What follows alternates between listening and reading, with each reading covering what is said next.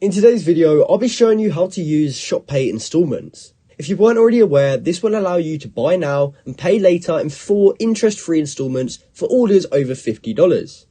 And in order to actually do this, you must first find a Shopify store that actually supports ShopPay as well as ShopPay installments. Once you have actually found a store that accepts both of those things, you can actually just choose a product and simply add it to your cart.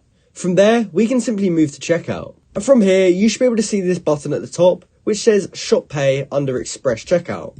So we can simply click on ShopPay, and from here we can find the section where it says payment, and then we can look for installments. Now as you can see, I will have to put my address in first because it says that it can only be used to ship to a valid US address. So I'm just going to add in a fake address right here.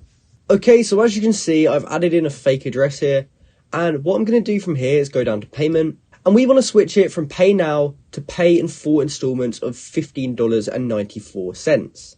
So when we click on that, as you can see here, it says that we can pay every 2 weeks with no interest or fees. So what you have to do from here is simply enter in your credit card information, including your card number, expiration date, and security code.